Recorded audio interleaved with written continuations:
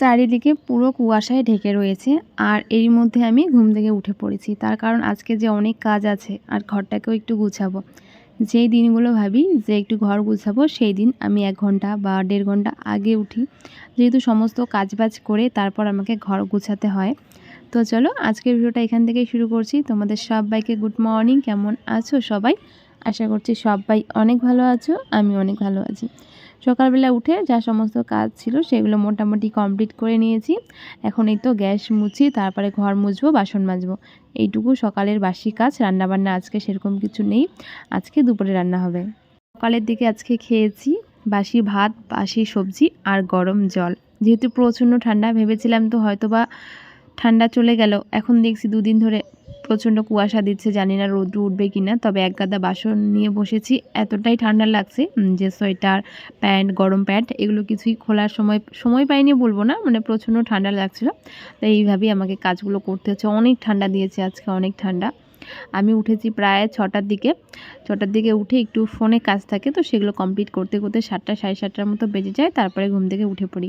তো চলো ঝটপট বাসন মেজে নেই। ঠান্ডার মধ্যে বাসন মাজছি, আর অনেক বাসন আছে। ঠান্ডার মধ্যে বাসন মাজলে খুব একটা ঠান্ডা লাগে না, যেহেতু কুয়োর জলগুলো আবার আমাদের গরম হয়। সকাল সকাল কুয়োর জল দিয়ে পুরো গরম, একদমই বাসি জলের থেকে কুয়োর জলটা অনেকটা গরম থাকে। তো বাসি জলে তো হাতই দেওয়া যায় না, এত পরিমাণে জলটা ঠান্ডা, একদম বরফের মতো ঠান্ডা। তো অনেক বাসন আছে, বাসন মাজতে অনেকটা সময় লাগবে। ঝটাপট বাসি কাজকর্ম করে ঘরটরগুলো গুছাবো, তারপর আবার দুপুরে রান্না আছে।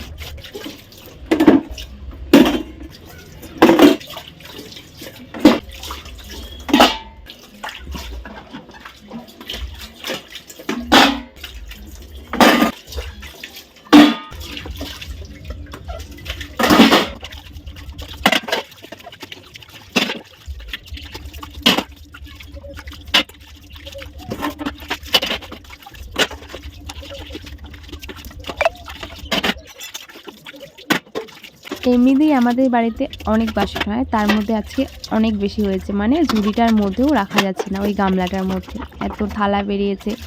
তারপরে বাসন আর কি, থালা বাটি গ্লাস হাবিজাবি যা যা আছে সেগুলো, প্রচণ্ড বাসন বেরোলে হয় কি রাখতে অনেকটা অসুবিধা হয়। তো বাসনগুলো ভালো করে মেজে নিয়েছি, এখন ধোয়ার পালা। ঝুড়ির মধ্যে আর জায়গা নেই, তো এখন আলাদা করে থালাগুলো রাখতে হচ্ছে। অনেক থালা বেরিয়েছে, আর আমাদের একটা থালা যদি বললাম না একটু নোংরা হয়, তাহলে সেটা আবার ওই এঁঠো বাসনের মধ্যে রেখে দেয়, যার জন্য অনেক বাসন বের হয়। তো চলো বাসনটা মেজে নিয়েছি, আর এখন বিছানা গুছাচ্ছি। বাসি বাসন মেজেই বিছানাটা গুছাচ্ছি। গরমের দিন আসলে আগে বিছানা গুছিয়েই ঘর থেকে বেরিয়ে পড়বো। বিড়ালগুলোর জন্য একটু লেট করে বিছানাটা তুলি। আমি তো সকালবেলা উঠে পড়ি, ওরা একটু ঘুমিয়ে থাকে, তারপর আমি ওদেরকে উঠিয়ে দিয়ে বিছানাটা কিন্তু গুছিয়ে নিচ্ছি। আমাদের এই বিছানাটার মধ্যে না এখন ঘুমিয়ে ঘুমিয়ে এত অভ্যাস হয়েছে, তো আমাদের মাঝে মাঝে একটু অসুবিধা হয়। তো ভাবি ওই ঘরে ঘুমাবো, তারপরে ভাবি যে না, যতদিন ঠান্ডা ততদিন আমরা এই ঘরেই ঘুমাই, গরম পড়লে দেখা যাবে তখন ওই ঘরেও ঘুমাতে পারি বা এই ঘরেও ঘুমাতে পারি। গরমের দিনে একটু হাত পা ছড়িয়ে ঘুমানোটাই বেশি ভালোবাসা, ঠান্ডার দিনে একটু জড়ো সড়ো হয়ে সবাই ঘুমায়, তাই ছোটো বিছানার মধ্যেও হয়ে যায়। তো আজকে আমি এই ঘরটা পরিষ্কার করব। আমি একটা জিনিস লক্ষ্য করলাম যে ঠান্ডার দিনে মনে হয় মাকড়সাগুলো জাল বাড়তেও তাদের ঠান্ডা লাগে, হাত পা গুটিয়ে তারা বসে থাকে, খুব একটা জাল হচ্ছে না। গরমের দিনে বাপরে এত জাল হয়, সপ্তাহে সপ্তাহে পরিষ্কার করেও, মানে মাকড়সার জাল পরিষ্কার করেও আমি শান্তি পাই না। যেন একদিন পর পর জালটা আমি পরিষ্কার করলাম সকালবেলা, বিকালবেলা দেখছি আবার জাল বাঁধছে। তবে ঠান্ডার দিনে দেখছি ওরা জাল খুব একটা বাঁধে না। ঘরে খুব একটা ঝুল ছিল না, হালকা পাতলা ছিল, সেইগুলো পরিষ্কার করে নিয়েছি। এখন এই তো তক্তাটা থেকে যে তাকটা আছে আর কি, সেখান থেকে ওই কৌটোগুলো নামিয়ে নিয়েছিলাম, আর এখন সেগুলোকে মুছে কুচে আবার সুন্দরভাবে রেখে দিচ্ছি। এইগুলোতে মানে বেশি দিন আর রাখবো না, এগুলো ফেলে দিব। তবু এখন কিছুদিন থাকি, যেই জিনিসগুলো আছে সেগুলো থাক, শেষ হয়ে গেলে ভাবছি এগুলো ফেলে দেবো। নতুন যেই পাওয়া যায় সেগুলো কেনার ইচ্ছে আছে, দেখা যাক হয় কি না। আর এই যে হাঁড়িটা, এখানে মা লবণ ভেজে রেখেছে, যেহেতু ভাতের সঙ্গে লবণ খায়, তো ওখানে লবণ ভাজা ছিল, তো সেগুলোই আমি সুন্দরভাবে গুছিয়ে মুছে রেখে দিলাম। আর এই যে র্যাকটা আছে লাল কালারের, সেটা আমি মুছবো। আর এখান থেকে একটা মগ বা জগ সেটা বের করব। আগেরটা ভেঙে গিয়েছে, মানে বিড়াল ভেঙেছে, ভর্তি জল ছিল, সেটাকে ওরা শর্ট মেরেছে। শর্ট বলতে কি, পা লেগে পড়েছে। আর জল থাকলে সেই জিনিসটা পড়লে ফেটে যায়, তো সেটা ফেটে গিয়েছিল। তো আজকে একটা নতুন বলতে এটা পুরানা ছিল, তুলে রাখা ছিল, সেটাই বের করলাম। এখানে অনেক থালা বাটি না, গ্লাস, বাটি, কাপ এগুলো রাখা আছে, তো এইগুলো ভালো মতো মুছে গুছে রেখে দিচ্ছি। আর যে একটা গামলা দেখতে পাচ্ছি, ওখানে অনেক বাটি, প্লেট, হাবিজাবি যে ছোটো ছোটো জিনিসগুলো খুঁজে পাওয়া যায় না, সেগুলো আমি এখানে রেখেছি। তো চলো এটাকে ভালো মতো গুছিয়ে নিই। ঘরটা খুবই ছোট, তবে সময় অনেকটা লাগে।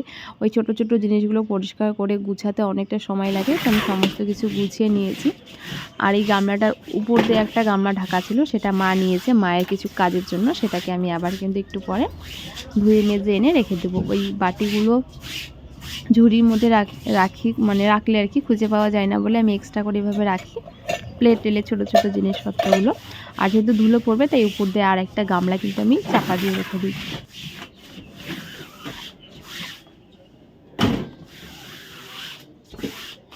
এর আগে একবার মিক্সিটা পরিষ্কার করে মুছেছিলাম, তো এখনও দেখছি ভালোই পরিষ্কার আছে, খুব একটা নোংরা হয়নি। তবে পেস্ট করতে যা ছিটে ফোটা পরে টুলটার মধ্যে পড়েছে, সেটা একটু পরিষ্কার করে নিলাম। ঘরটা মোটামুটি গুছানো কমপ্লিট। এখন এই চেয়ারটা মুছে নিচ্ছি। আমি জানি না যে মা কবে বাসন রাখার র্যাকগুলো হয় সেগুলো কিনবে। ঝুড়িটার মধ্যে রাখতে খুব অসুবিধা হয়, তবুও যতটুকু পারি গুছিয়ে রাখার চেষ্টা করছি। এখানে অনেকগুলো আছে। আর ওই সকালবেলা যে বাসনগুলো মেজেছিলাম, তো ঝুড়ির মধ্যে ছিল, জল ঝরা হয়েছে, এখন সেগুলো এখানে রাখছি। এমনি রাখলে সমস্ত কিছুই রাখা যায়, তবে খুঁজতে অনেকটা সময় লাগে। যখন যেটা চাই তখন সেটা কখনো পাওয়াই যায় না, কোন ভিতরে চলে যায়। আগে এই ঝুড়িগুলো খুব চলতো, এখন চলে না। তো আমি গামলার মধ্যে বাসন মেজে কিছুক্ষণ গামলাটা রাখি, তারপরে কিন্তু ঝুড়ির মধ্যে রেখে দিই। তো আজকে ঘরটা ঝাড় দেবো। এই ঘর তো মানে যে যবে থেকে আমি সিমেন্ট দিয়ে মুছেছি, তবে থেকে সেরকমভাবে আমি মুছি না। মা একটু উপর দিয়ে জল দিয়ে মুছে নেয় সকালবেলা। আর সিমেন্ট দিয়ে মোছার পর বেশ অনেক দিন মানে এই ঘরটা আর কি গিয়েছিল, তো এখন একটু মাঝখান থেকে সিমেন্টগুলো উঠে যাচ্ছে, তো সেগুলোকে ভালো মতো ঝাড় দিয়ে নিলাম। অনেক বালু, ধুলো, অনেক কিছু বেরিয়েছে। আর যেহেতু আজকে ঝুল ঝাড়া হয়েছে, তো অনেকটা কিন্তু নোংরাও বেরিয়েছে। তো আমার ঘর গোছা কমপ্লিট। এবার দেখো ফাইনাল কীরকম লাগছে, মানে পুরো পরিষ্কার লাগছে সামনে থেকে। আর একটু ধুলো ছিল, সেইগুলোও নেই, সমস্ত কিছু পুরো পরিষ্কার করেছি। মোবাইলে খুব একটা ধুলো বোঝা যায় না, তবে সামনের থেকে দেখালে বোঝা যায়। তো এইগুলো পুরো পরিষ্কার করে মুছে নিয়েছি। তো এই ছিল ছোট্ট একটা ঘরে, সুন্দরভাবে গুছিয়ে রেখেছি। মানে বিছানাটা রাখলে অর্ধেক জায়গা কভার হয়ে যায়। তো চলো এবার লাইট অফ করে চলে যাব রান্নাঘরে। রান্না করব, ভাত বসিয়ে দিয়ে সবজি কাটবো। মানে আজকে বাঁধাকপির সবজি হবে। আর বাঁধাকপি কিন্তু এখন মানে ঠান্ডার দিন তো প্রায় চলে যাচ্ছে, এখনকার বাঁধাকপিগুলো খুব একটা স্বাদ লাগে না। প্রথম যে শীতের সবজিগুলো উঠেছিল বাজারে, সেটা আলাদাই স্বাদ ছিল। তো যেহেতু ঘরে সবজি বলতে সেরকম কিছু ছিল না, কি রান্না করবো ভেবেও পাচ্ছিলাম না। আর দুদিন ধরে ডাল খাচ্ছিলাম, তাই ভাবলাম আজকে একটু বাঁধাকপির সবজি রান্না করি, ঘন্ট করে। সেটাই রান্না করবো আলু বেগুন দিয়ে। আর শিম ছিল, মা পরে শিম, আলু বেগুন, পালং শাক, ফুলকপি দিয়ে একটা কিছু রান্না করবে। তো আমি এখন আপাতত বাঁধাকপি রান্না করছি, আর মা পরে ওইগুলো রান্না করবে। তো চলো আমি বাঁধাকপিটাকে সুন্দরভাবে কেটে নিই। বাঁধাকপিটা অনেকটা বড় ছিল, আর বাঁধাকপিটা অনেকটা নরম। রান্না করতে করতে পুরো সবজিটাই গলে যায়, এতটাই নরম বাঁধাকপিটা। আমার সবজি কাটতে কাটতে ভাত কিন্তু হয়ে এসেছে। এবার ভাতের যে মাড় আছে সেটা গেলে নিচ্ছি। আর এই যে মাড়টা হয়, এই মাড়ের মধ্যে আমি কিন্তু যে ভাতের মাড়, তারপর রান্নাঘরে যে সমস্ত নেতাগুলো থাকে, কাপড়গুলো থাকে, সেইগুলো ভিজে রাখি, খুব সুন্দর পরিষ্কার হয়। এটা আমি আমার মায়ের কাছ থেকে শিখেছি। মানে ভাতের মাড়ের মধ্যে একটু নিরমা বা সার্ফ দিয়ে নোংরা যে জামা কাপড়গুলো থাকে সেইগুলো দিলে খুব সুন্দর হয়, পুরো চকচক হয়ে যায়, একটুখানি ঘষলেই নোংরাগুলো উঠে যায়। আর ওইগুলো যেহেতু একটু তেল চিটচিটে হয় কাপড়গুলো রান্নাঘরে, সেইগুলোই আমি কিন্তু ভিজিয়ে দিই। সবজির খোসাগুলো তুলে নিয়েছি, আর ওইদিকে আমি আলু আর বেগুনটাকে ভাজতে দিয়েছি। আর এখন আমি উঠোনটা ঝাড় দিয়ে নেব। ঘরটা যেহেতু আগেই মুছেছিলাম, তাই উঠোনের মধ্যেই আমি কিন্তু বাঁধাকপিটা কাটলাম আর কি। তো বাঁধাকপি কাটার পর আজকে আর উঠোন মুছবো না, উঠোনটা শুধু ঝাড় দিয়ে নিচ্ছি, বাঁধাকপিটা বসিয়ে দিয়ে স্নানে যাব। বাঁধাকপিটা হতে কিন্তু অনেকটা সময় লাগে, জল বেরোয়, সেই জল শুকাবে, সুন্দরভাবে কষা হবে, তারপরে কিন্তু রান্নাটা হয়ে যায়। আর আমি বাঁধাকপিটা ভালো রান্না করতে পারি, তবে ফুলকপিটা খুব একটা ভালো পারি না, যেহেতু ফুলকপির মধ্যে মশলা না দিলে ভালো লাগে না, আর বাঁধাকপির মধ্যে কিন্তু সেরকম কিছু লাগে না, ওই একটুখানি জিরে গুঁড়ো দিলেও হয়ে যায় টেস্টি টেস্টি। তো চলো, আমার এখন আলু ভাজা কমপ্লিট আর ঝাড় দেওয়া কমপ্লিট। এদিকে আমি বাঁধাকপি কেটে নিয়েছি, আলু ভাজাটা নামিয়ে রেখেছি। এখন আমি বাঁধাকপিটা দিয়ে দেবো, ফোড়নে দিয়েছি একটুখানি জিরে আর তেজপাতা, একটা টমেটো ছিল সেটা দিয়ে দিলাম। তো বাঁধাকপির দিক কতটা হয়েছে, আর রান্না করার পর একদম অল্পটুকু হবে, মানে এতটাই নরম, এতটাই গলেছে জিনিসটা, একদম অল্প হয়েছে। ওটা কিন্তু বেশি ভালো লাগে, যত বেশি গলবে তত টেস্ট বেশি। আমি একটু আদার রস দিয়েছিলাম, মানে একদমই সামান্য একটু আদা, অনেকটা জল দিয়ে পেস্ট করেছি সেটা দিলাম।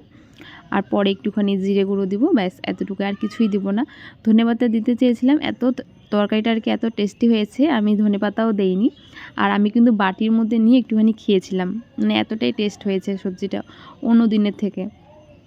তো আমার কিন্তু প্রায় রান্না কমপ্লিট, এখন ভালো মতো একটু নাড়িয়ে নিচ্ছি। জিনিসটা অনেকটা কমে এসেছে, তখন পুরো আধা কড়াই ছিল, আর এখন একদম নিচতলায়, মানে কড়াইয়ের নিচে এসেছে। তো কড়াই থেকে বাটিতে নামিয়ে নিয়েছি। মা দুপুরবেলা অন্য কিছু রান্না করবে, পালং শাক। তো চলো, আজকের ভিডিওটা এখানে শেষ করছি। সবাইকে